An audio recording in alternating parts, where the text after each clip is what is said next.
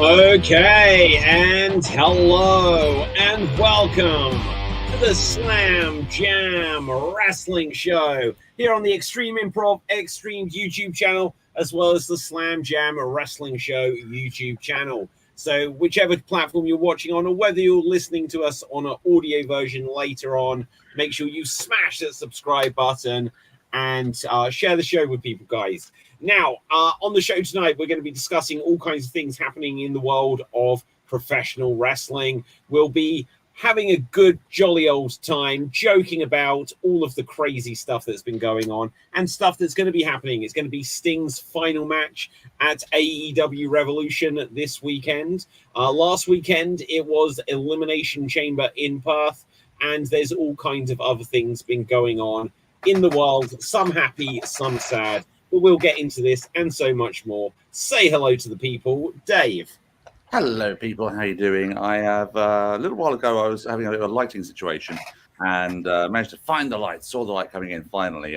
But it seems that Dev has joined the House of Black for some reason. So it seems very... Yeah. I live in darkness. Yeah, absolutely. Now, look at this. Last minute run in there. We'll get to you in one moment. But Dev, say hello to the people. Hello, I'm Dev. And I'm coming to you live from parts unknown, apparently. There we go. And coming to us live from parts unknown is Gav. Say hello to the people. Hello, people. And I'm David, and I'm also here. Now, on the show today, we are going to get into all kinds of stuff, but let's start with last week. A lot of us did predictions. I don't remember who said what. We spoke about the Elimination Chamber, and it then happened. It went down. Let's hear everyone's hot takes. What did people think of the Elimination Chamber from Perth? I've got a hot take for you right now. It was bang in the middle. Okay, so what? Not too bad, not too great. It was fine for what it was, but you know, if you're going to have a big sort of stadium event and you're going to have all the seats decked out like Triple H's symbol on the ground and have loads of 50,000 people there, then put on a good show for them. I'm glad that Australia got like a big event, big PLE, that sort of thing. But then you put on 4 matches, 5 including the pre-show, and then you also intersperse that with a bit in the middle where there was 50 minutes of non-wrestling action going on, and about 25-minute chat show bit or something like that. I think most of that was made up of Cody and Seth's entrance. And but it's firmly bang in the middle for me. Yeah, well, I was trying to think, has there ever been a WWE pay-per-view with less matches on it? 4. I was going to say, I think that's kind of the formula that they're going with right now, isn't it? Like Clash of the Castle, how many was there? Okay, that's a good point. That was a disappointing amount of matches. I'm not going to lie, when I was actually going to it, I really enjoyed being there. Yeah. But I was like, there's so many wrestlers that I'd like to see that aren't doing it. So, but I've got a feeling it was like more than that Clash at the Castle. Let's see how many. You had 6 on the main show and 1 pre-show. Right. Okay. Yeah, so even that felt a little slim low, but 4 matches for a pay-per-view. I think what they're doing is modeling it after the UFC, because on the UFC main card, there's 5 bouts, 5 matches. Yeah. So I think that's what they're trying to do, kind of take that same approach. I think since like the last probably year or so, or probably just since under TKO, a year. TK over. Yeah. Took over. I don't know.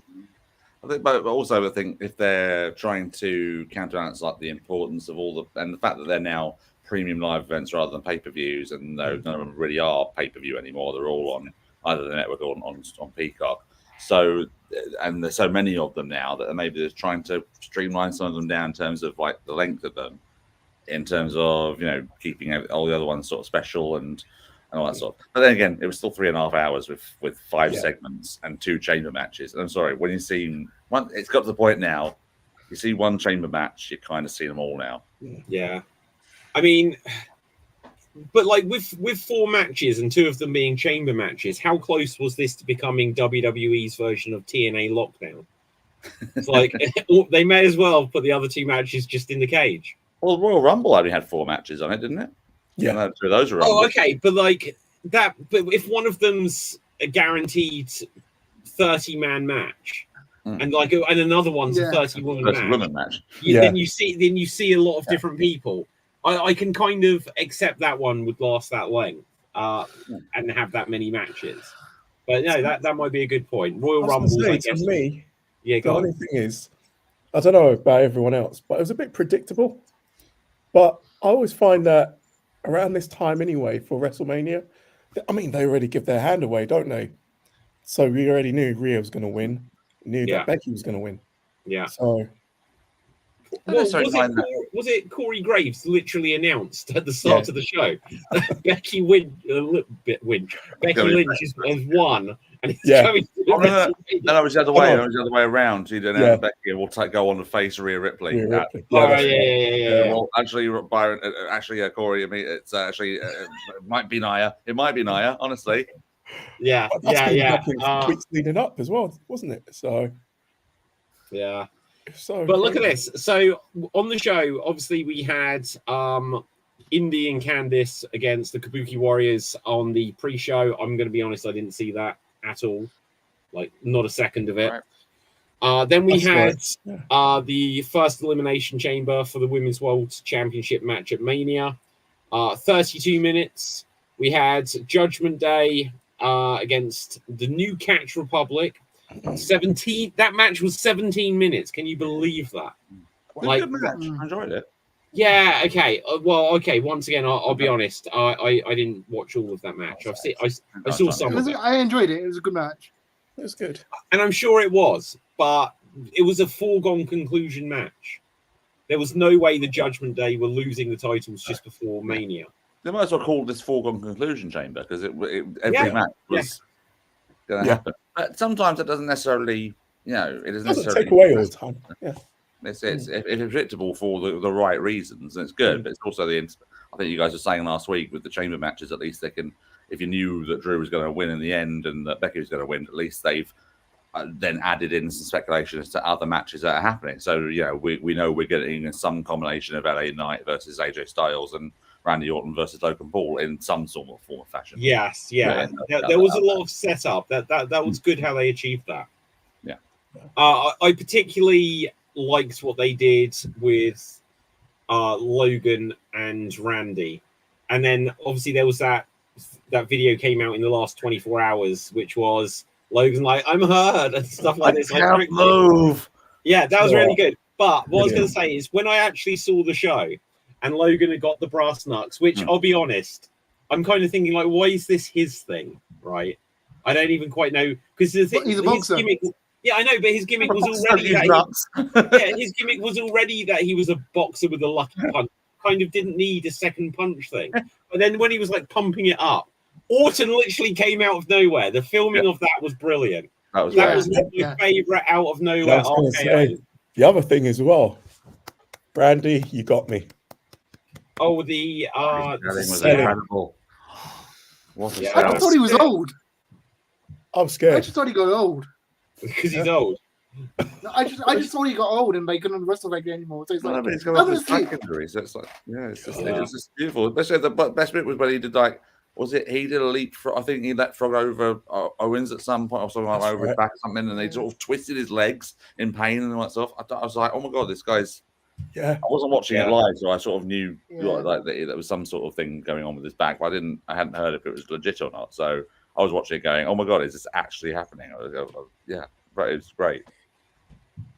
No, like years ago, like when Randy Orton was like a rookie and then youngest world champion, I was like, he's average. I don't think he deserves to be in this position. I really like Randy Orton in the last 5 years. Yeah, he's brilliant. He's so much has clicked into place. Like it was a few years ago when he started adding new moves to his repertoire. Like all of his moves are kind of signature moves, and he's got the right balance of his character now. And also, since he's come back since Survivor Series, he's clearly just enjoying it. Exactly. He's clearly just like going crazy on the ropes and stuff like this. And as a person, he's grown since he had a kid. He's grown as a person, so he's not wild anymore and responsible. And since he was a kid, he was always the best at the execution. Everything he did looks good. Nothing he did looks sloppy. Yeah. So that's why like people liked him because everything he did looked fantastic, no matter when he did it. See, but like even like because back like in his early career, he'd got like a ridiculously high drop kick and crossbody block, and I was like, at the time I was like, but Van Dam can do so much more. But the thing I'll give to Orton, everything he did do, like you say, Dev, he did well. He didn't go further than he needed to, and what he did do was well executed. Yeah. And fun fact for you, this is my wrestling trivia fact of the week. Mark Jindrak was supposed to be in Evolution. Yeah. The reason he was taken off was because Mark Jindrak and Randy Orton were terrors backstage, so they had to separate them. Wow. That's terrible. What happened to Jindrak in the end? I have no idea. Like, I think I read something that he might have just about retired, but I think he... Oh, sorry. He's working as a producer. What, in Hollywood? WWE. What, he's in WWE right now? Yeah, he's a producer. Yeah.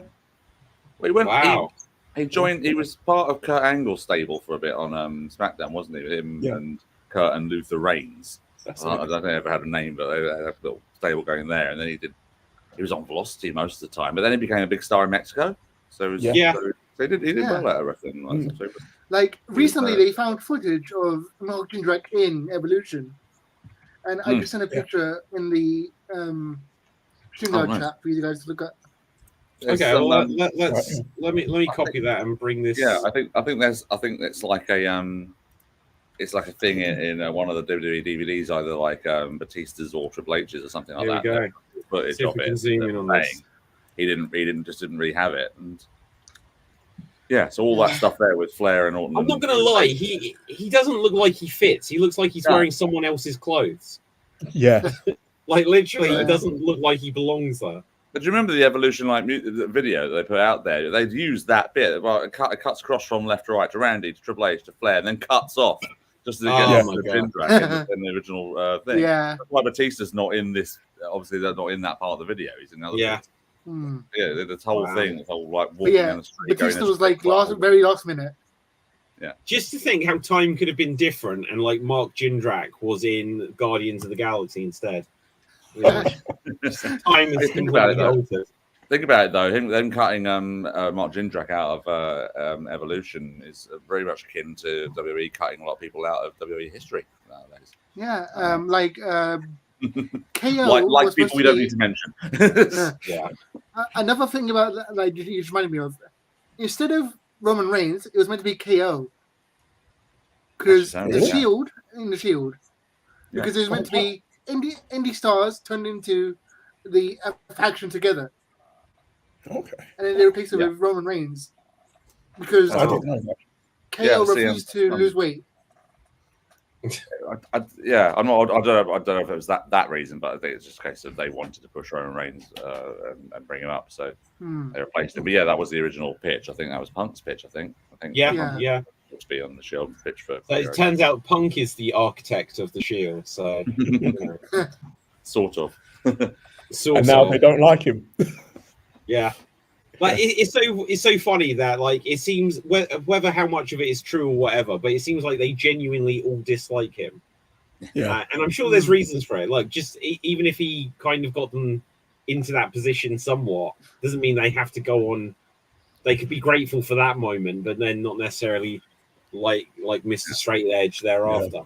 I just saw on my social media, so sometimes I get like pop-ups of various wrestling groups on Facebook and things like that. They come up and just a random post of them. And someone's posted that they've received the DVD of All In Wembley, and it has all the stuff on there. So they've got the front cover is MJF and Adam Cole, and on the back it's got the match listing. It's got the various pictures of wrestlers on the side, things like that. Punk is nowhere to be seen. Wow. Then again, not even on the match listings. He's on the match listings, Punk versus Joe, but it's like right in the middle, and unlike the other ones, the wrestlers are not either side of the. I don't think they would be able to, because of the whole legal reasons. That's probably why. Oh, probably, yeah, but it's still quite funny. Yeah, because obviously he'll have to get royalties and everything if he's advertised. I mean, it's just such a weird situation where, like the whole thing with like when Punk, like this is like my theory is at some point in 20 years we'll find out that this whole thing was some big work. It's like Andy Kaufman level of work or something. You're still clutching on to that, aren't you? Yeah, I'm never going to give up on this. But literally when Punk left, how did he have the wherewithal to think, well, I'm going to leave and set up a match with me and Roman as I'm walking out with a championship over my shoulder, when he's literally just had a fight with Jungle Boy. He got into a yelling match and chewed out Tony Khan, and he was already planning his escape. Like, even if it was that he was just thinking, well, I'm going to, like, he might have come back in June last year, and Punk was like, I don't want to be here. They won't let me out my contract. And then probably people just advised him, well, just, you're dead man walking. You can do whatever you want. And either they'll keep you and you can keep doing whatever you want, or they'll fire you. So he did whatever he wanted. But it's clearly, it was on his mind that, well, he didn't even seem in a bad mood. But he went to go and visit WWE during that period as well. Yeah, exactly. So he went to WWE, he went to TNA. It's like, who does that? Yeah, I think he wanted out, to be honest. Yeah. He was just planning it. And and the thing which is so like crazy about it, one of the details that came out like 2 or 3 months ago was that he was having Jim Cornette's lawyer as his lawyer in all this. So like the guy that's this is actually true. So if you've ever listened to Jim Cornette's podcast, they'll do periodic adverts for, you can call Stephen P. New, and they play a little jingle. And that is literally who CM Punk's lawyer was. Him and what's the other, Ace Steel used him, and it feels like there's no way that he might be the best qualified person because he knows wrestling or whatever, but literally the only reason to hire that guy is just because you wanted to twist the knife into Tony Khan as hard as you could on the way out. But yeah, so it's like, if that's what they were doing, it feels like some big concocted plan of like, well, how can I get myself fired? Look for an opportunity. Because there was all of the stories about he was getting into that he banned, who was it, Christopher Daniels from Collision, Punk did, and stuff like this. And then he was determined to be out of that. Montreal all over again. Yeah. Okay, now were we done reacting to the Elimination Chamber? Because I feel like we kind of brushed past not much it. more to say, is there? Yeah. What did anyone think? Like, literally, because as you guys know, like, I saw what I thought was the main event being the men's chamber, and I switched the show off without even seeing Ripley and Jax live. So I completely, I had to see that later. But what do you guys think? Did Nia Jax give a reason for why she should main event a Mania? Who's that? Nia? Yeah. Yeah. Do you know what? I'm going to go against everyone else. I refuse. I was going to say, I think she's come back really strong. I like this. I'm actually enjoying this run. Strong, but that doesn't mean she's been any good. She's still. I think she's been all right. I might swear. Me myself. Again. I think she's been okay. I've enjoyed this run. Personally. I think they've used her in the way that her character should be used. But yeah, you know, she should not be using that frigging Banzai drop as a finish. It scares me every time. Yeah, she needs to keep a hold of that top rope. That's one thing. The thing is, with this show, they should not have used Nia against Rhea Ripley. They should use someone like Chelsea Green. I don't know. That's not viable. Sorry, Dave. I don't understand. What do you mean? So basically, it's the hometown champion defense. They should have used anyone else apart from Nia Jax against Rhea Ripley. Really? No, I'll tell you why it should be Nia, because like it builds Rhea's credibility as champion to actually topple Nia. Well, there's a few things to it. So this was a revelation to me when we said it like a week ago or whatever. But Nia is actually Australian, isn't she? Exactly. Yeah. She was born in Australia. Now I don't know how long she lived there, but because she doesn't sound like Rhea Ripley on the mic. I think she moved when she was a baby, didn't she? When she was a baby, right? Yeah. But still, hometown girl sort of thing. I was going to say they should have booked that as an all-Australian main event. Well, yeah, like that's probably never happened in wrestling before. But don't get me wrong. I don't like watching Nia wrestle. I think she's not very good, but that doesn't mean I don't think she. Like I said, I think she's been booked really strong to this point. I think that was the whole point. I think I said on here when we were doing Rumble predictions. I said Nia wasn't going to win the Rumble, but she probably will be Ripley's opponent for the Australia show because she's the most over heel female. Yeah. Because people universally dislike her, and she does get, the crowd reaction in that respect. Yeah. So in terms of the position, she absolutely was the right choice for that show. Whether it's a main event position, I don't know. But then, Australia were wanting to root for their home country girl, and that's what they got to do. So it was the right thing to do the main event, and but it was also the shortest match on the show. That's a dot push minus the pre-show match. But yeah, the Judgment Day tag match and both chambers went longer. It was 14 minutes, which is respectable, but relatively about as much time as you want Nia on there. I'm sorry. Yeah. But yeah, well, look, if it wasn't for Nia Jax, we'd never have the My Whole meme. So yeah, true. I got a chant. Yeah, chanted. Absolutely. Yeah, so there we have that, guys. Before we come on to AEW Revolution, a couple of sad things within the wrestling world this week. Ollie Anderson and Virgil both having passed away. Any particular thoughts on this front, guys? Really sad on both cases. I wasn't a WCW guy growing up, so I didn't really get to see Ollie that much. Just having to admit that. Obviously, I've heard the stories and whatnot. Sounds pretty funny. But yeah, Virgil, I just thoughts. And I even said something on not Twitter anymore, X, it's funny how we all now, since he's passed, we're all giving him his flowers.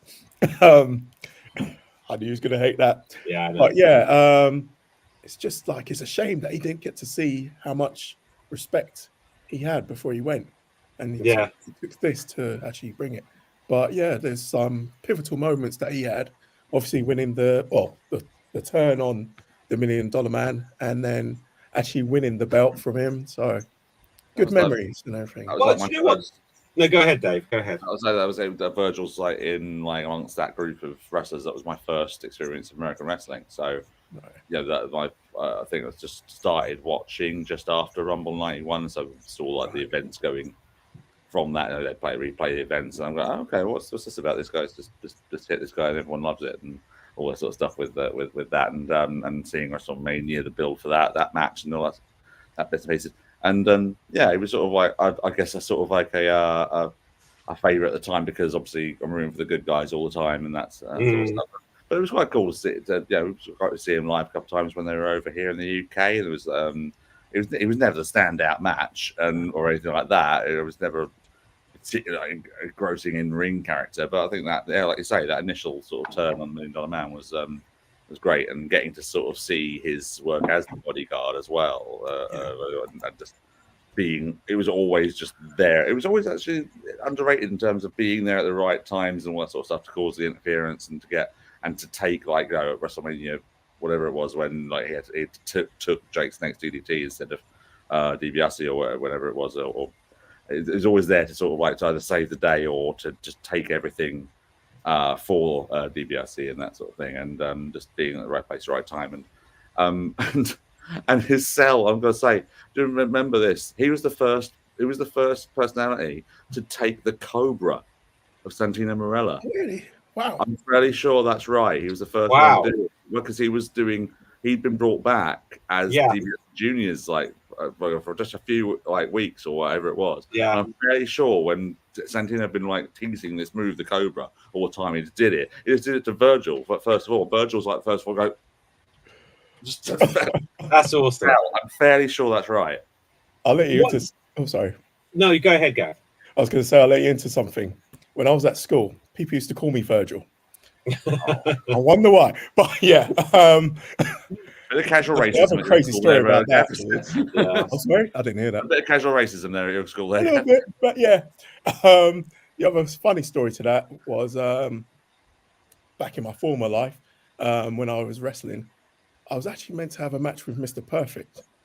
Oh, And that was actually, was it? Well, he died before that could happen anyway. yeah. But he was actually on the phone to Jake. And I remember him saying, "Oh, this guy, oh, there's another black wrestler. Is it Virgil?" Oh, man. Oh, yeah, it's crazy. Yeah. Okay, guys, let me share something about Virgil here, because, again, it's going to be a while since I mentioned this on the show, because it was a while since this happened. But these are the tweets, the private DMs I have with Virgil from. He had the video game Meat Sauce Madness, which came out starring Virgil a couple of years ago, and I got it and I reviewed it, and I was a bit like, "Oh, it's a Virgil video game about breadsticks," and I was a bit like, "This is a bit like stupid and stuff like this." And then he messaged me, and it was the sweetest thing because he'd seen that I'd reviewed it, and he wrote, "Brother, love ya. Have you downloaded the game yet? It would mean the world." And so, in fact, I said that it existed, and I was like, this is crazy. There's a Virgil video game. And so I said, "Hey, Virgil, downloading it now." And I bought it on the strength of Virgil messaging me. And I said, "The review will be up tomorrow. We'll hit you up with a link. Keep the meat sauce flowing." And he texts back like, wow. But yeah, and then I sent him the link, and because he was Virgil, he'd got his sale, and then he ghosted me. But yeah, that was really cool. But yeah, like all of the stuff you said, like Virgil with the $1 Million Man. You go back and you watch that, and it's all legitimate, and the huge build up to when he eventually has the turn. He had the short run in WWE as like a face for like 92, 93, kind of disappeared. I always remember when he came in to the NWO, and I think I'm correct in saying that at one point he was the leader of the NWO, which again was not seen as like the top version of the NWO, but still, you know, if he was like in the top of the NWO, that's still something that he deserves recognition for. And then obviously a couple of years ago, 3 or 4 years ago now, I guess, when AEW first started, I just love that they included him with the Jericho stuff and they brought him out on TV and that. So, you know, it was good stuff there that they gave him like that last chance to shine at the top there. Yeah. You know? And on the front of Ollie Anderson, a little bit like you, Ollie kind of predates where he was kind of out the Four Horsemen just as I started watching. Yeah. So I've seen the old. What was it like, Dave? You must have had these. I think you said about all like the old VHS. Did you have like what was there was like one particular like NWA? Not NWA. What was like there was like one particular VHS that everyone had. If you had it. I didn't have any NWA tapes. You didn't have any NWA VHS tapes? Oh, right. Well, but yeah, there was some, and so there'd be like old Four Horsemen stuff on that. Mm-hmm. And then I think that like the biggest thing that Ollie Anderson will go down in history for is just legendary. Well, no, not even Four Horsemen, just legendary grumpy and curmudgeon that goes beyond belief. But yeah, here's one of the things about Ollie Anderson. Is he the genuine Anderson, or was it Gene Anderson? Because like literally, like Arn Anderson isn't a real Anderson. And it was either that Ollie is the only one, or it was that Gene Anderson is the only actual Anderson. And this whole clan of Andersons, and then obviously in ECW they had CW Anderson, and none of them are related. It's CW definitely wasn't a real Anderson, yeah. Yeah. Although a year or two ago, apparently I heard on Arn Anderson's podcast that he finally met CW Anderson, and Arn gave him the blessing that he's now an official Anderson, which is been using it long enough, so you know. Well, yeah, exactly. It's the bloodline. Yeah, sad week for that in a couple of regards. Yeah. Well, I mean, Ollie Anderson's real name was Alan Rogowski, so you know it's so it's going to be Gene Anderson is going to be the only original one. Gene Anderson. Speaking briefly about Virgil, though, really quickly about Virgil, I admire the fact that even as a he kept his popularity going. Basically, he became a meme on the internet. It stayed relevant for a while, longer than anyone ever should. Well, yeah. Do you know what? I remember seeing a tweet from Virgil, and I took this as heartfelt and genuine, where you're responding to someone saying, like, guys, you don't know how hard I have to hustle to like keep doing everything, and you do to stay relevant. Like, he's a different generation, but he was kind of like the Matt Cardona of like 20 years before then. You know, turning up with his huge wrestling superstar Virgil and that. You have to do stuff to get yourself in the public eye still. And I was going to say, even the old memes of the queues. Everyone lining up. Or not everyone lining up. That, like last week or something, Matt Cardona posted, the people that the wrestlers who are posting on social media, like their life depend on it, do it because it literally does. You need to post on social media to stay relevant, to make money. Yeah. Okay, so sorry, I've just looked here. Gene Anderson is the original Anderson. Yeah, Eugene Avon Anderson. So, yeah. Eugene's the only genuine one. But then if I bring this up here, on the left is Gene Anderson. On the right is Ollie, and you can see why they put on with him. Because, you know, if someone said, oh, yeah, here's a random picture of Arn Anderson, I wouldn't have really questioned it. I'd have been like, he had hair? Jesus. Right. I just checked it as well, but Virgil was the first person to sell the effect of the Cobra of Santino's. Amazing. Everyone else had been like not selling it at all, and then finally it was Virgil. He got it right, and then everyone started taking it. Okay, cool. Well, on this note, let's come on to AEW Revolution. It's now been confirmed, like why they just didn't confirm this straight away. Sting's final match will be the main event, which it always had to be.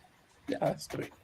But like we can come on to proper predictions, but if it's like the final match, surely Sting has to win. I hope so. Really. Yeah. You think he's going to lose? Not really. Like, you go out on your back and then you give it. Well, Bucks go and do. Sorry, I've got to make sure. I haven't seen it in a little while. Are the Bucks heel?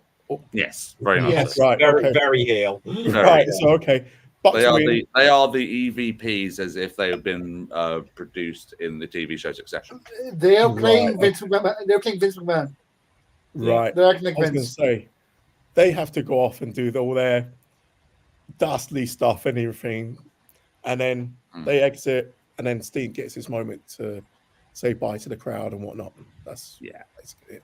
It's probably that, and they did the angle at the end of Dynamite where Sting and Darby were sort of standing tall, and so that sort of shows that maybe it's that way. But the other side of it, I really want Sting to remain undefeated in AEW and put the Scorpion Deathlock onto both the Bucks and have them both tap out. That's what I want. That would be brilliant.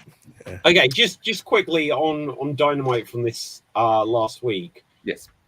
I assume everyone saw Sting's coming from the rafters entrance. Oh, yeah. Brilliant. It's now, brilliant. Yeah. So brilliant, but also I don't like it. My God, like that's just scary for to ever do it in wrestling again. Like, but I imagine there's not a chance that they wouldn't have done this as safe. I was going to say the safety would have been all done. So. And I think Sting did do it in TNA, like obviously after the Owen Hart thing. I think there was one time he did it in TNA. Yeah. But like the Asylum or the Impact Zone, like you could have jumped down from the top of that. No, it's not exactly the same arena as he did it in WCW. See the speed in which he came down at some of those clips. Yeah. Like, one of them just shooting down. It's like, Jesus Christ. Yeah. Although I'm gonna say I did not like it. I didn't like the fact that it was on Dynamite, because what they should have done is they should have saved it to the pay-per-view. Nah, I think it's that element of surprise. I think, because they did the whole sort of setup of where is Sting. They can't find Sting. Of course, he's in the rafters. There he comes. But you know what? You bring up a good point, Dev. What will his entrance be at the pay-per-view? Perfect. You just like segue. Surfer Sting. Well, like he's suddenly going to come out bleach blonde hair. Come on, it's got to happen. That's how he started. Maybe his sons come out, one as Surfer Sting and one as another Sting, a general Sting. Yeah, like they're it's not clones. wrestlers, though, are they? Yeah. No, they look exactly like him. So they're like Exactly like him. They're well built. Yeah, they were well built, but I don't know. Like his suddenly 45-year-old son's going to debut, like or however. No, they're not going to be in action. I'm just saying, but they're just going to be part of the entrance. like I think history they'll of Sting. They will be part of it. They'll just That'd be be past Stings. Do you remember when Jeff Jarrett brought out past Stings in TNA? Where you're like, it's really funny. Yeah. It's just bringing out different eras of things. But no, there's Sting's going to have a bunch of people from his past there as well. I think today they just confirmed Magnum TA is going to be at the pay-per-view. And Lex Luger TV is going to be there too. So see, they invited Kevin Nash, and that caused a bit of drama. Yeah, but he's said why that is now, isn't he? It's not to do with. He said the actual reason now, but everybody thought it was like, oh, WWE is not letting him. It's like, no, I don't want to be there to like disrespect WWE. I'll watch it from home, but I won't be there. Yeah, I think though, like the entrance in on Dynamite, when you see the fan recordings of it, it's a lot more effective than what they actually showed, because they, for some reason, I understand it a little bit. For two reasons that they filmed it the way they did. One may have been like, oh, we're just a little bit nervous safety wise, so we're gonna have it a bit more in the background. And also they filmed the Bucks reactions rather than when you see like the fan cam of it, where it's literally just like coming down on that. It's actually a lot more effective. And then also maybe because again for like safety, he did the absolute right thing. They had Darby unhook him, which again, smarter way of doing it, because that way you could just stand there and be in character rather than trying to unhook himself and stuff. But yeah, we're going to have Sting's final match. Guys, what is your favorite highlight of Sting ever, if I put you on the spot now? Go on, Gav, if you got one. Him versus Triple H at WrestleMania. Really? I mean, it was good, except for the ending was the wrong choice. Come on. Of all the... Well, even to defend that, right? Yeah. If they didn't know that Sting was going to get Seth, and you know, if he'd been at Mania the next year, maybe he would have wrestled the Undertaker, or you know, what Dave? If the plan was that they were going to eventually put him onto Seth, then why didn't he win? Yes, it's true. Yeah, it seemed like a one and done. It was like, oh, that's it for Sting. Sting's going to make one Good appearance. And he came back. I was like, okay, you have absolutely no grounds for a title shot here. You didn't. But well, he's Sting. He's got you know. But there's some the law of the company he's in. He doesn't want a single match, and suddenly he's getting a title shot. Oh well, like come on, like imagine it's like 1996 WWF. Vader comes in and they're like, look, you gotta work dark matches, Vader. It's like, no, come on, you bring in the big guy from the other company, you just put them in a championship match, you know. But yeah, so perhaps they've got plans like, oh well, okay, for the next couple of years you'll end up against Undertaker at Mania, which he would have lost. You know, they were just gonna job out Sting to everyone for years. But yeah, it's a shame it ended that way. I think probably my favorite era of Sting was probably 1992, 1993 Sting. Yeah. And I know it wasn't like necessarily like the highlight of his career, because obviously everything with the Crow Sting kind of made him so much bigger. But when I first started watching wrestling, I was like, yeah, WWF, Hulk Hogan, Ultimate Warrior, but I couldn't watch it. But WCW was on every week, and Sting was probably the first wrestling person that I was like, this guy is the best thing in the world. So that, to me, like Surfer Sting and the announcement, this is Sting, you know, it was the best thing. And he was wrestling like Rick Rude. He was wrestling Vader. I hated it when Vader beat him for the WCW World Title. That was like the worst day of my life up to that point in my life, you know. So that era of Sting, and then, you know, he would have, I think it was when that was just before Flair came back to WCW, and then he probably worked Flair soon after, but maybe not straight away. But yeah, that was a good era of Sting. Anyone else got a favorite Sting moment? I got a couple. I think, like I say, sort of similar era, just the matches he had with Cactus Jack and Vader. Yes, sort of yes. stuff he was doing.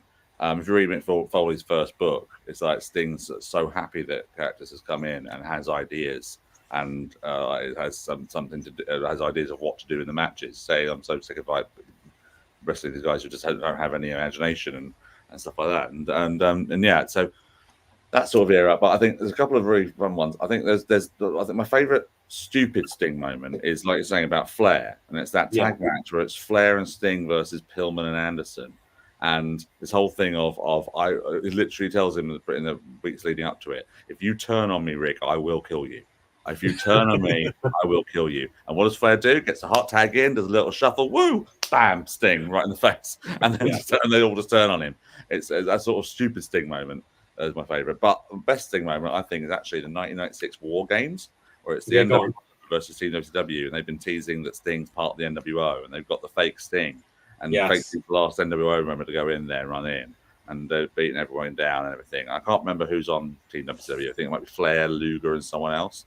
Yeah, Savage maybe. Well, I'm not sure. Okay, yeah. So, but basically, what I was going to say, War Games at that time, War Game. Yeah. No, sorry. Go ahead. Well, as I say, but then like the last member of Team WCW comes in, and it's real Sting, and the crowd go mad because it is real Sting. It's proven that he's loyal to WCW. Comes in, kicks everyone's ass. He kicks, he knocks down Six, he knocks down Hall, knocks down Nash, knocks down the fake Sting, turns to his teammates and goes, do you trust me now? And walks and just leaves them. Yeah, and it's brilliant because it's just like something I don't get to do exactly what he did, and it almost feels like give me your perspective, especially if like Dave, if you saw it at the time, but other guys, if you know it as well, it almost feels like revisionist history when they say about like a year of build up of Sting becoming the Crow, and then his match with Hogan, and he wins the title. They were like, it was a flop. To me, it wasn't a flop. Like at the time, I was like, this was great. You know, he'd won the belt. He came in, but they're like, he wasn't in good enough shape. That's why they took the belt off him quite quickly. But like so many faces don't get the title for long. It was just the build up to that moment rather than the bigger picture of 3 months later or whatever. But I think the main problems with that one, because it was Starrcade, wasn't it? 97. Yeah. And it was the whole thing of Hogan had been like in charge most of the match, and it had been a bit dull and all that sort of stuff.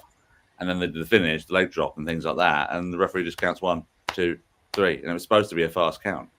Yeah.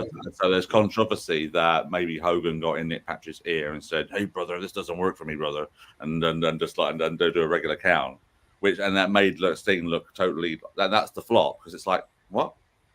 Sting lost. What the hell? Then Bret Hart comes out, who was a referee earlier. He has referee power for the whole night. Yeah. And restarts the match. He said, because this is a month after Montreal as well. So he says, this is not going to happen again. No, ring the bell. I am Bill Goldberg, all this sort of stuff. And then carries up, and then they restart the match. And that's when Sting bursts into life and wins the title, because it's and it's also the thing of like, is in Scorpion Deathlock, and Hogan doesn't tap out, doesn't look like he's submitting. He's just like in pain. And just looks like Bret Hart's just gone and looked at him, gone, ring the bell. I'm not even sure. I don't think WCW had the tap out rule yet. Well, it's weird, but that's the, like you say, revisionist history. That's what people, I think, are looking at, and that because of that match result is why they went with the vacating of the title for the rematch a few months later. I think. I don't necessarily think it's because of disappointing feedback or things like that, because it wasn't an internet heavy time either at that point, was it? No, it wasn't. So this is my canon regarding that match, right? So originally it was meant to be a dirty finish where Hogan wins with a fast count. Yeah. He got into someone's ear saying, "Count it slow. I don't want to look bad." That's what's happening. And the Bret Hart went off script and was like, "Fuck you," and restarted the match himself. And they're like, "Okay, I guess we're doing this." And he did it. And then when Hogan didn't want to tap out, Bret looked him in the eye and was like, "Fuck you in particular," and then tapped him out. Well, yeah. So Another thought is, and this is actually a really good match, and it's a good moment. The last WCW match before it was like the final Nitro, the final match before Shane came out in the ring stuff was Ric Flair and Sting. Yeah. Why isn't that the final Sting match now? Just put it back in the ring one more time. Do you want my Did you not reasons? watch that clip that you forwarded to the group? Yeah.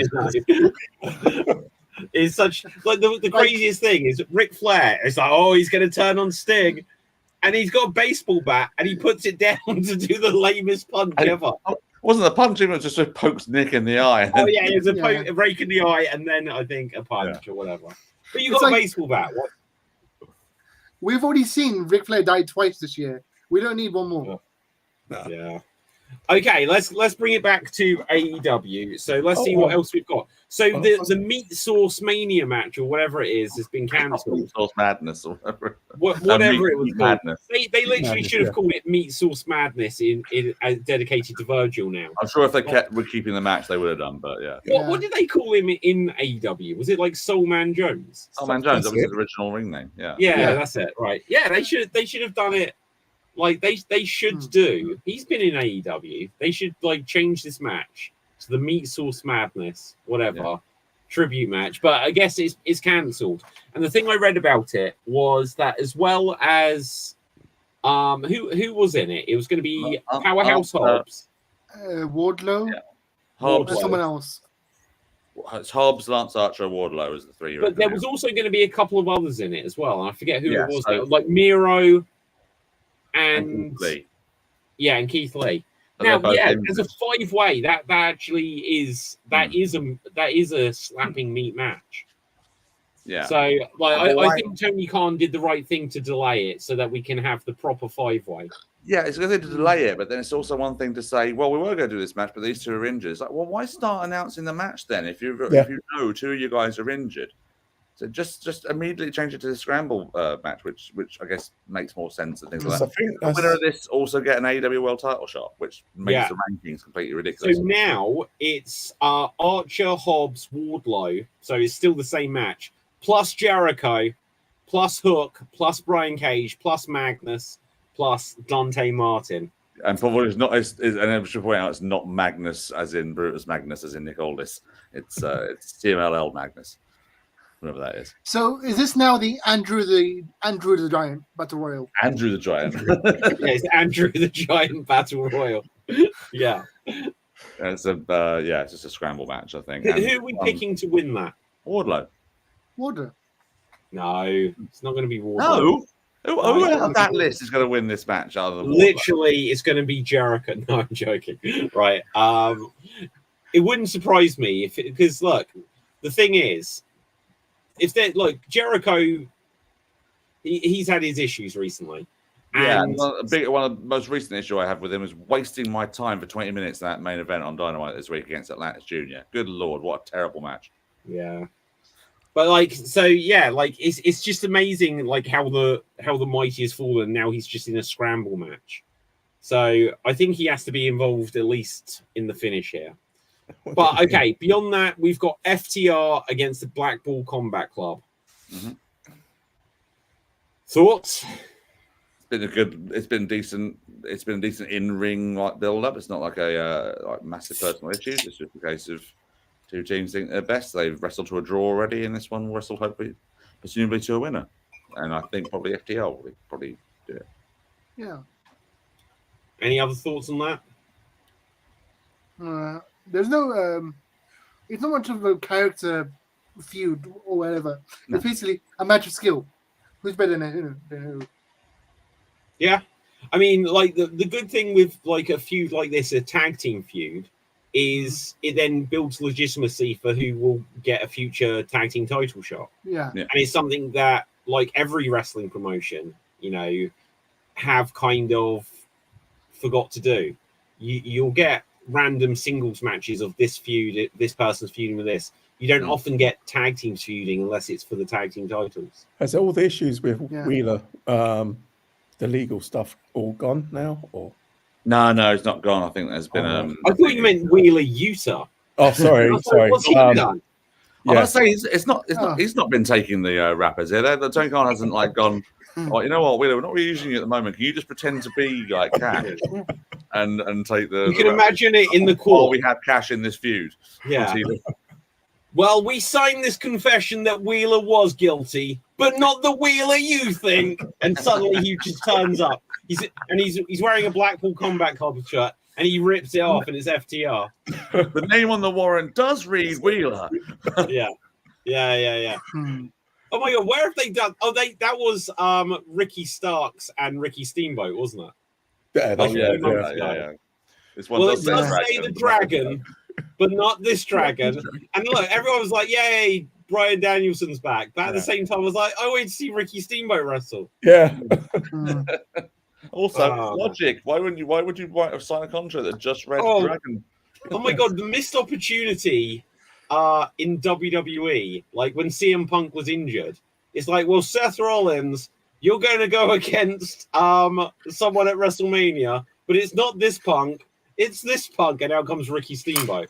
That would have been a WrestleMania main event. Ricky Steamboat versus Seth Rollins is the match we all need that we didn't realize. You know what I really want now? AEW to announce a match between a Page and a Cage, but don't reveal what the first name is. Yeah. A Cage versus a Page, and which one is it? There's many cages, there's many pages. It ends up being Brian Cage versus Saraya. Yeah, exactly. Yeah. Oh, wow. Okay. But, look, I'm just going to go back on my own idea here, right? Come on. If we could have a match across time, Seth Rollins and Ricky Steamboat would be an absolute belter. What a match that would be. I don't think that's a match anyone would think about, but that would be awesome. Randy Savage and Seth. Yeah. I just randomly the other day, I just suddenly thought, imagine if Ricky Steamboat and Eddie Guerrero wrestled. Yeah. That just came and I thought, I was thinking, how done? I'm not sure. See, around the 2010s, there was a WWE video game called WWE All-Star, who had a bunch of dream matches between stuff like Randy Orton and Jake the Snake. Yeah. And Stone Cold versus CM Punk. They could do it like that again. I think they should do that game again. Like, the only reason that video game exists, if you remember it, is there was one called Legends of Wrestling. Yeah. And they did 3 of them, and that company went bust. And suddenly WWE did Legends of WrestleMania, and then they did WWE All Stars, and these were good ideas. But like Randy Orton and Jake the Snake, other than that he's called the Viper, there is no logic for why that should exist. You know, legend killer, he's a legend, but all of them are legend. You know. Yeah, they had all these weird matchups with tangential connections. Where Andre the Giant versus Nia Jax. It's just Yeah. Okay, next up we do have Christian Cage with Killswitch, Mother Wayne, and the prodigy Nick Wayne versus Daniel Garcia for the AEW TNT Championship. No, Gav, no. I'm just going to go like that and just let you remember. No, Dave, no. Right, oh dear. I don't know who's going to win this one, actually. I'll probably go with Christian Cage, but it might be, Garcia could probably take it and maybe as a distraction from Adam Copeland. I don't know, but the only thing that worries me about Garcia winning is I don't quite know what they're going to.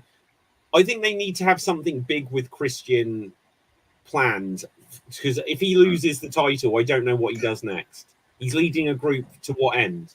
If he doesn't have a bell and they're not and the other guys aren't going over, because look, Nick Wayne, I don't care about truthfully.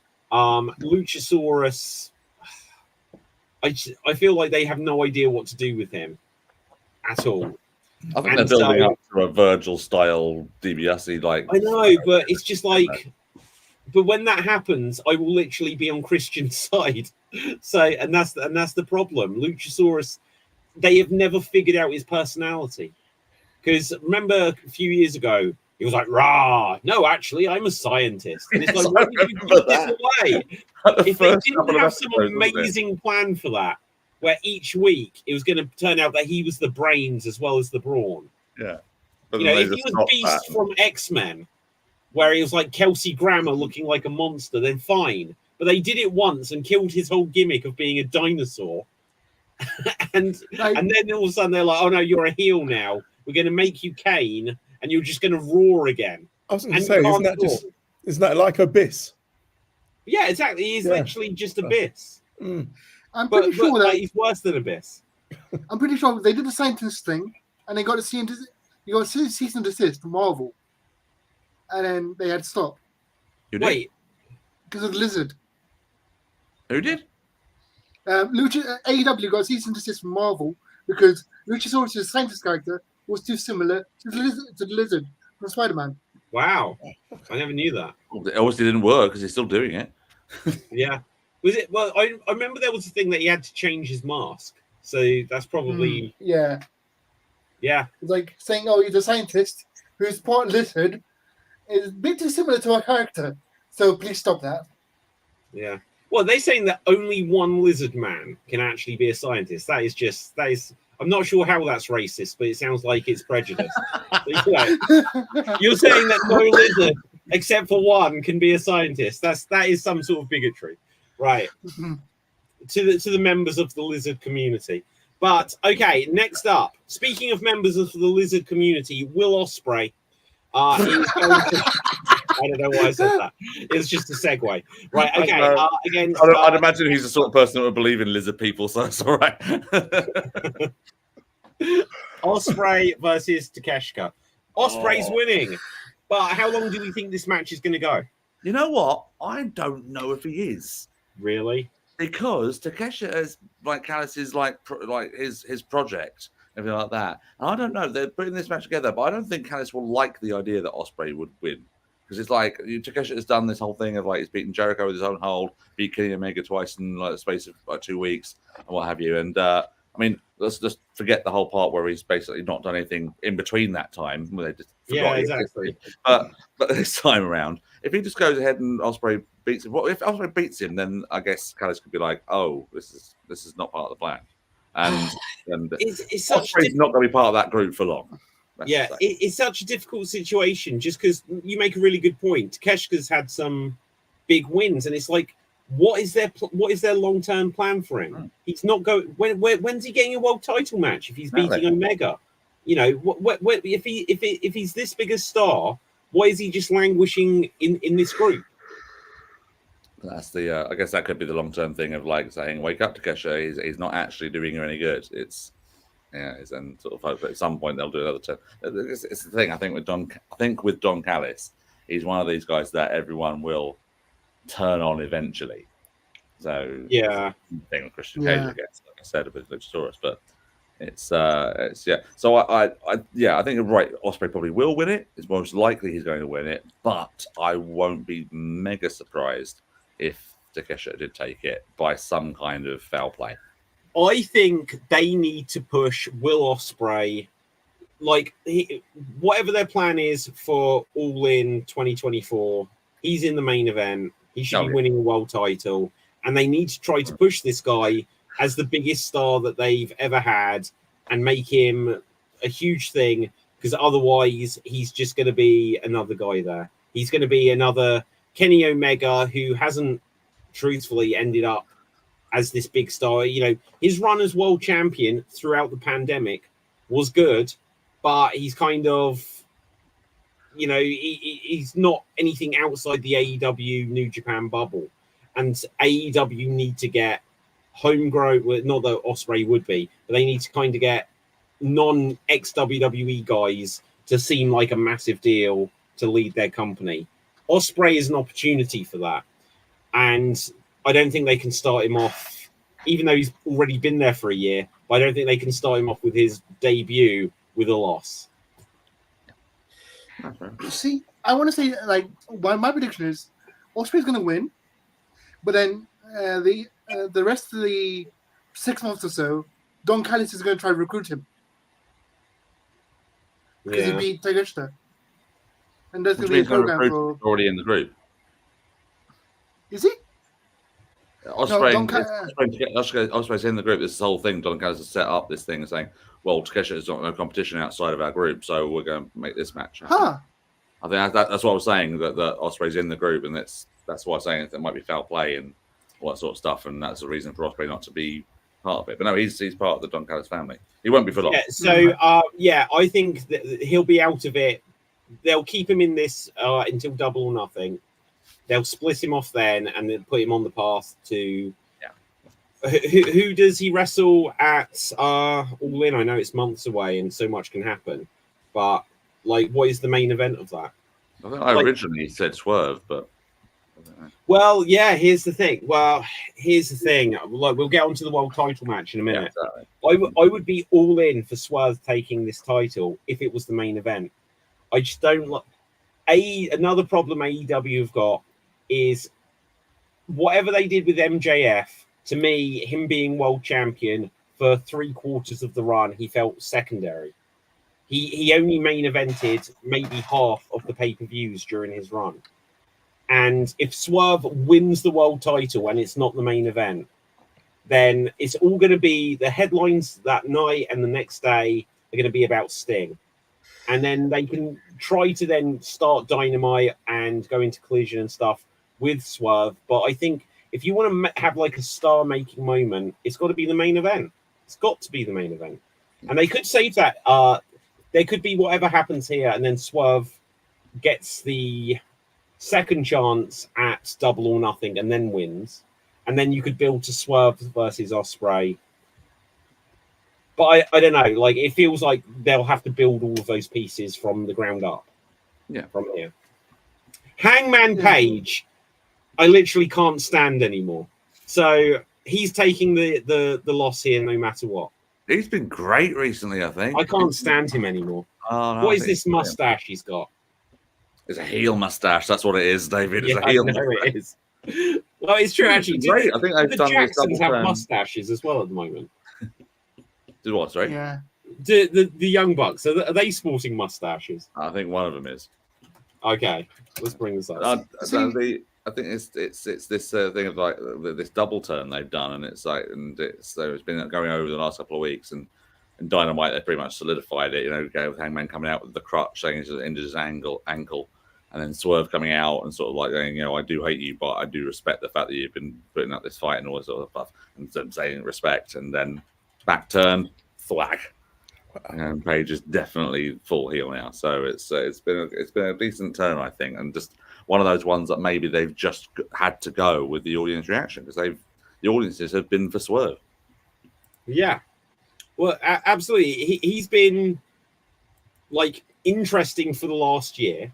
Him and like Keith Lee, it was obvious Swerve was like more of the star, and that's no disrespect to Keith Lee. Keith Lee has been massively misused in AEW, whereas Swerve in a mismatch put together tag team started being like, oh no, this is the guy. And then everything that's happened over the last year, and obviously like the the whole dance and stuff has really helped him, which is kind of Swerve adjacent. Yeah.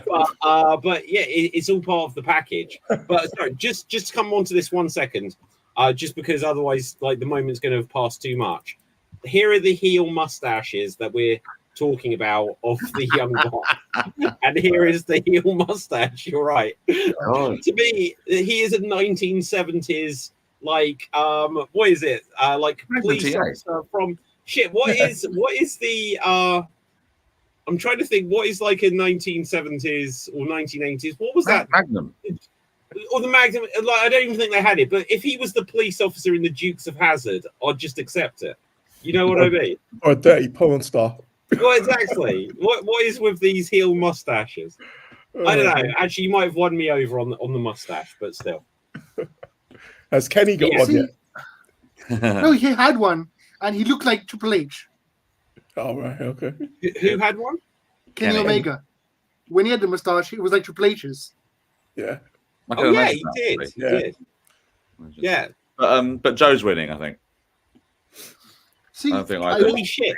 Actually, coming back to what you said earlier about the Jacksons, look at Nick Jackson. He literally has Vince McMahon's mustache. Yeah. Yeah. That is literally the Vince mustache. Yeah. I hadn't. Yeah, I hadn't picked up on that before. Wow. They've been trying to be Vince since they became EVPs, and then when they turned heel. Yeah, that's a difficult mustache to pull off though. Because like his brother, look that brother, Matt Jackson, that isn't a Vince mustache. Yeah, so Nick Jackson is, he achieved some stuff there.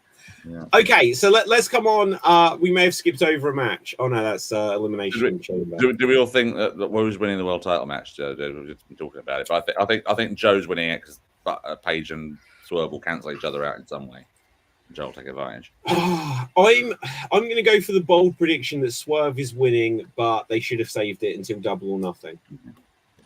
I don't see it happening. I don't. If it was the main event, I'd see it happening. Yeah. But I think they might do. I think there's a Swerve coming here, guys. I think they might do Swerve winning it at the Boston show. When is that? That's like in a week's time, though, right? About a week and a half time, they can do that. Let's do it 1-1. Look, I'll be honest, guys. You have to remember that not all men are created equal, and Samoa Joe doesn't have really good chances at Triple Threats, does he? Yeah. So okay. I think it's to be Adam Page because it's me like a AVP related fuck finish.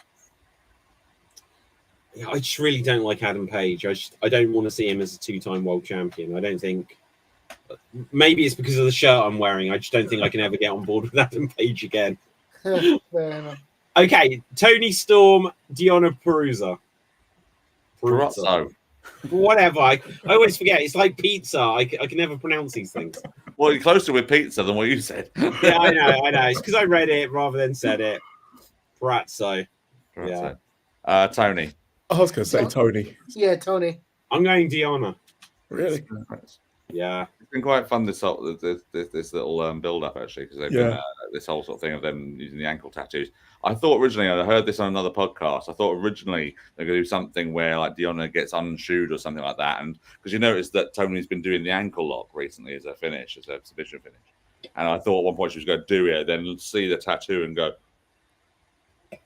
And just like be like, oh my, what have I done? What have I done? Or something like that. But then she's trumped that by adding to her tattoo the dagger going through her tattoo, which is the matching tattoo with Deonna.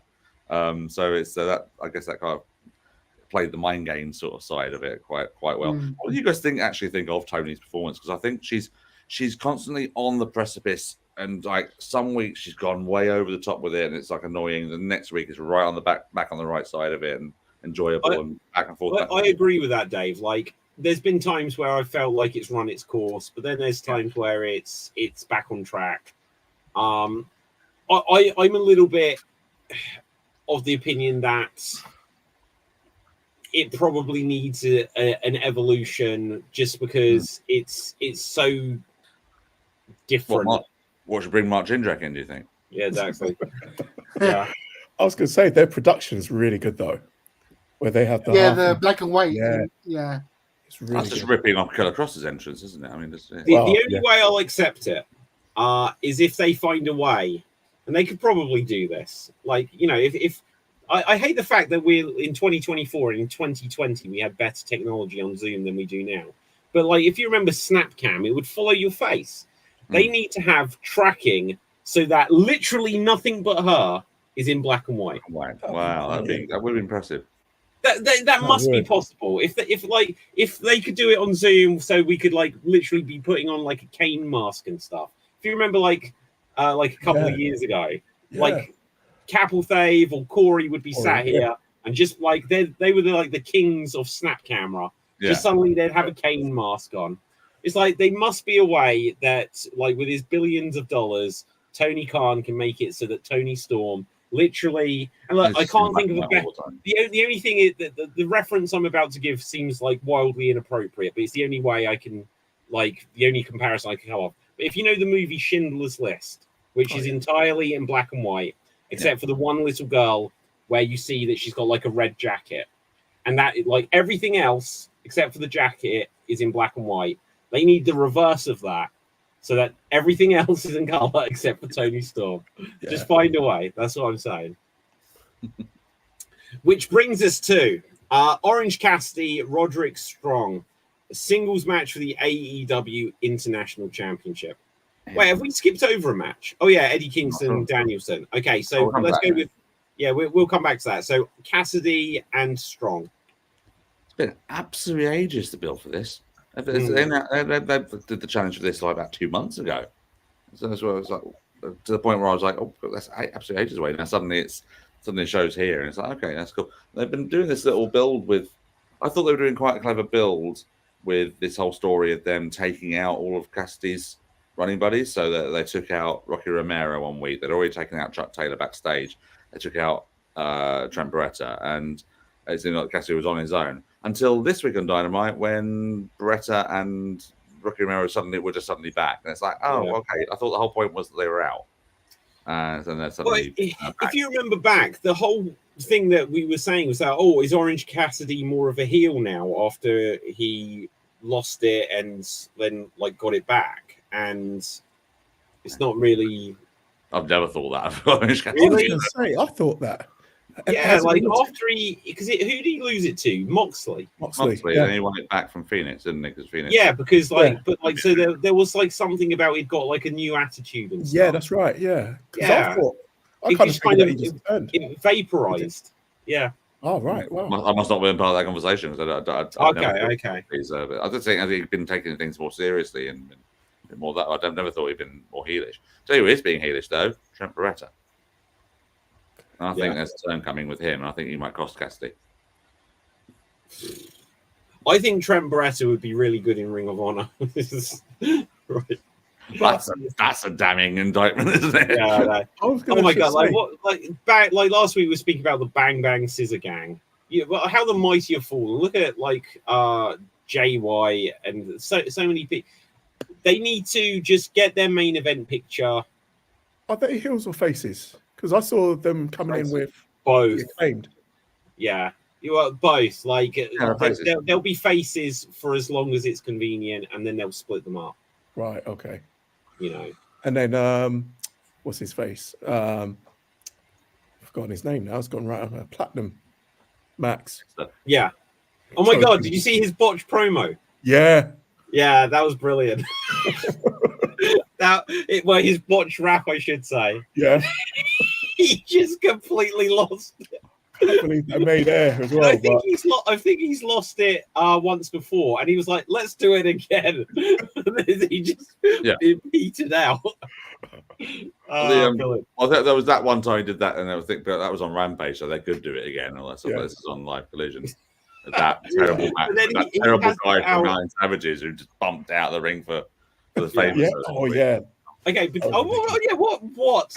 Who was it? Like, there was a wrestler I tweeted this week who sort of defended that, like, wrestling's meant to be fun or something like that. Oh, it was a fun bump. It got people talking about it and all that. Yeah, and I was like, but that isn't a good enough excuse for it looking this like lame. There's no logic to it. It doesn't mean that it's fun or not fun, but it still doesn't mean you can just excuse something being sloppy. That was the word I used. Okay, look, a couple more matches. We already kind of covered the Sting one, but we'll come back to that just to wrap things up. Just go on where of the time and all that. Eddie Kingston, Bryan Danielson for the Triple Crown, which is the Continental Pointless Championship, the Ring of Honor World Championship, which is so irrelevant now. It is literally part of another championship. And the New Japan Strong Openweight Championship. I thought it was just for the Continental Crown, but okay.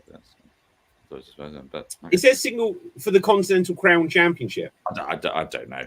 Which is all three of them. But it's also the respect thing as well. So if Eddie wins, then Danielson has to shake his hand finally and just show I was going to respect. say that's going to happen. Yeah, I think it should happen. Matches. Sorry? No, go ahead. I was just saying Danielson doesn't win these big matches in AEW anyway. So okay, is it like I know like Danielson might say that he's going to be wrapping things up and his last match will be at All In before he goes part-time, basically. Yeah. He kind of says he's going to do one more year full-time and then be part-time. Yeah. They got Daniel Bryan, who had main evented WrestleMania the year he debuted in AEW, and he's not been a world champion. I think that's a crime. It doesn't have to be. It's See, the thing I heard about that is it's a choice. He doesn't want to be champion. I was They've been just about trying to to put a say, I belt don't on him, think and he doesn't want to be champion. it's kind of like Booker T in TNA. No, Booker T should have been world champion in TNA though. Yeah. Didn't he leave TNA because he was losing too much?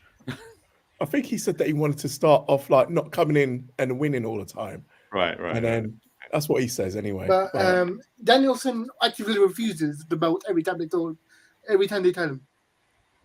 Oh, well, that's ridiculous. Look, here's the thing. If I was Tony Khan, I'd be like, you signed the contract, right, Daniel? And he'd be like, my name's Brian. I'd say, shut up, Daniel. You signed the contract. Here's two things. One, you're winning the title because I probably paid you millions of dollars. And two, I know you promised Vince that you wouldn't do the yes thing, but we need a lot of momentum for this company, so we want them to do the yes thing. They've been doing it now. Well, back doing it on TV. Yeah, doing it. That's why they've been doing it this past week in the 6-man. I was going to say hit Eddie with the psycho, and he got up and just started and just did that.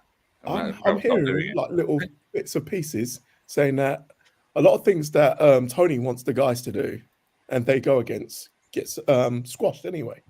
So I don't think Tony has the power to enforce anything. Because the enforcer of the Tony's rules now is Daniel Bryan. Of course he is, yes. Yeah, the discipline committee. There you go. That's just wild. Anyway. Okay, so guys, he's winning anyway, I think. Yeah. Well, actually, Daniel Bryan could win the Ring of Honor World Title there. This is how you stealthily make him world champion. You know. Okay, look. Coming back to Sting for a second, we were speaking earlier about, and someone shared this, and once again, I'm going to have to be careful about how I show this on the screen. So I'll just do it in still images. Sting's entrance. Now, this is probably not an open top arena or whatever. It almost certainly isn't. But there was this WCW entrance where he made his entrance from a helicopter. What? And yeah, came down. I'd forgotten this. I've seen this clip before. But he literally came down out of a helicopter. And that's what they need to do for his last one. How can you top that? I mean, I don't know. Could he be beamed down? Could Matt Hardy get his old his thing and what's it called, the little drone? Vanguard. Yeah, could he carry Sting in? Yeah. What if he comes in dressed as the Undertaker? Love it. Oh, just do that tease. I've been saying for 2 months now, Steve Borden versus Mark Calloway at Mania. Make it so, guys. Make it what happens if next year in Saudi Arabia that Sting's brought in to showcase the cup, whatever it was. Imagine. And then out there, they had the stare off there. Yeah, that'd be pretty good. Things like, this is my team, that's your team, whoever wins. Remember, the very first Brock Lesnar and Undertaker stare off was at a UFC event. Yeah. What, when the Undertaker stared off no one? You saying?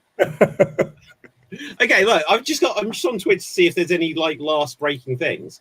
And we were saying about what was it actually called? It wasn't the meat sauce match. That's Virgil. Meat Madness. Meat Madness thing. I know why it hasn't happened yet. Powerhouse Hobbs has just shared this, and I think it might be saying happy birthday. But look, how can you have the Meat Madness match without Big E? So literally, Big E needs to be in that. Goldberg is debuting. We're having full-on Meat Madness. That's how it happens. Getting a Hoss division. That's what you're getting. Yeah, Hoss division. Yeah. Okay, guys. We were. Well, in fact, did we all agree? Who said Sting was winning? Me. Well, I want him to win. I my blind fandom on this one is going to be that he's winning. I know he's not, but I want him to. Trish Stratus won her last match, even though she was champion. Before she then had 10 more matches. Yeah, but when she first retired. And then you can have what Tony Khan loves to do: put on another tournament. Yeah, yes. Big announcement. Yeah. Well, with the Trish retirement, weren't both Lita and Trish both retiring on the same day? Lita retired 1 month later, and they were literally like, "You're a hoe." So whereas like Trish had got like this heroes, I don't even know if it was the main event, but it might have been on a pay-per-view or it was a Raw. It was, if it wasn't the main event, it was like the match before, and it was like hometown hero in Toronto and stuff, and then Lita ended up as champion, and then 1 month later she was retiring, and they were literally just like throwing knickers at her or whatever, stuff like this, saying that she was like a trash hoe and stuff. So the difference in respect they gave Lita compared to Trish was ridiculous. Yeah. But yeah, I'm going to say I'm going to stick with the idea that the Young Bucks are going to want to politic a win here. So they need to stop calling themselves the Young Bucks, by the way. Yeah. Well, yeah, but like the Nature Boy, it's like the Nature Pensioner, you know. Heartbreak Kid. Well, yeah, exactly. No, they never think about their futures in this. Right, guys. I can't see if there's any breaking news, but I'll check to see. Well, if there's The Rock has said that. Let me just get this. I don't want to like a 6.5 minute Instagram video. So yeah, The Rock on the bottom of my heart. F Cody Rhodes story. Wow. Oh yeah. Also, new members of the Bloodline. So, Tama Tonga, who's been in New Japan, isn't that Haku's kid? Yeah. Right. The Tongan, not Samoan. Yeah. Samoa. And also, like, I think we just need to acknowledge Haku laughing at seeing the Shockmaster. I wish we could show it on the show. Last person in wrestling. It genuinely gets funnier and funnier the more you see him laugh. Yeah. Yeah. Oh, that was so good. Last person in wrestling in the world has seen that. Yeah. Apparently, Okada is going to be debuting on Dynamite next week. All right. Okay. Okada's debuting when? The very strong rumors that Okada's debuting next week on Dynamite. Wow. Is that Boston? No, that's Midfield. And the other one was what was the other thing I saw? And I think I think we've talked about Mercedes, haven't we? And it's pretty much a lot for that show. So Tama Tonga. I don't get it. Why it's just you might as well bring in like every like Samoan / Tongan in the business then to do that. Like say Jacob Fatu, get him in, bring him in. Yeah, I mean, so there's Jacob Fatu and I think there's another one. Like, isn't there? Anoa'i, I think. Is that the one that's quite young? That's just literally debuted.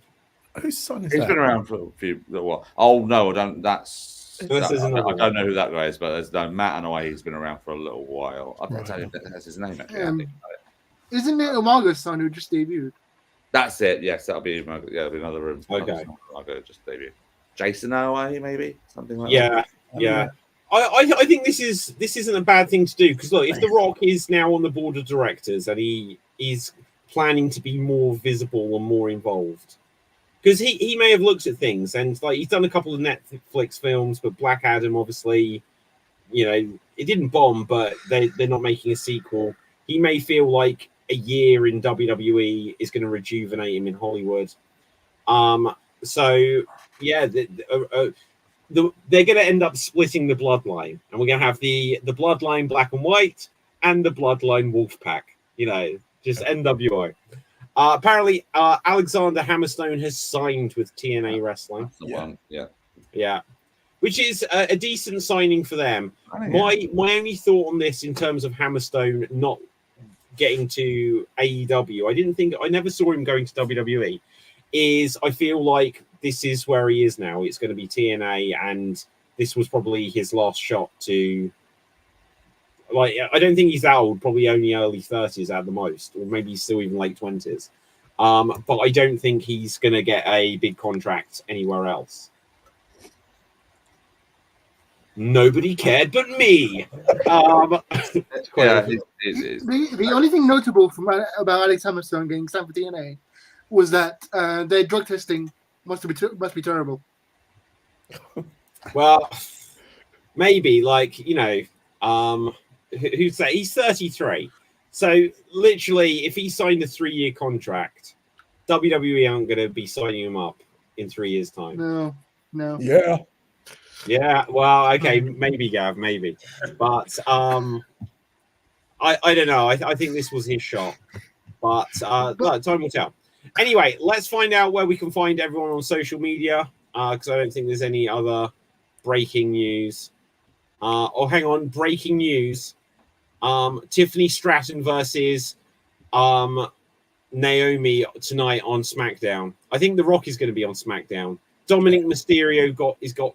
Okay, this is the breaking news. Dominic Mysterio is getting married, and it's not Marmy. Like, my whole reality is broken here. Oh, this is like Lana and Rusev all over again. Oh. Yep.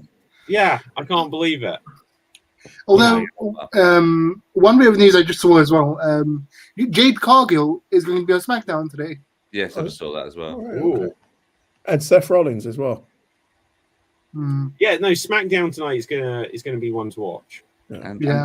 And Tyler Bate and Pete Dunne and lots of people will be on SmackDown tonight. Yeah, and might be on SmackDown tonight. And, I think that just came up like literally like this second. Cena is planned to be at Mania at 40, but in what capacity? Because he can't wrestle because he's filming Peacemaker, but he's gonna be involved somehow. Okay. Oh. Yeah, guest referee for the R-Truth and Miz versus Judgment Day match. Possibly. Yeah. An invisible referee. Yeah. Right. Okay. So, Dave, where can the people find you? On Twitter, because I refuse to call it X, is at Dagrino, and David Anthony Green for acting exploits and improv exploits and that sort of stuff. Everywhere else. Okay. Dev, where can the people find you? They can find me on Twitch and TikTok under the name FUUDAT. Okie dokie. Gav, where can the people find you? You can see me on X. The best Gav. Okay, my name is David Pstansky. You can find me on Facebook, Instagram, and Twitter at David Pstansky. Check out Extreme.tv as well as the Slam Jam Wrestling Show, podcast, YouTube channel, TikTok, and all that jazz. And with that, until next time, stay safe, always stay extreme, keep slamming and jamming, you Slam Jam bronies. And with that, boom, we're off the air. Yeah.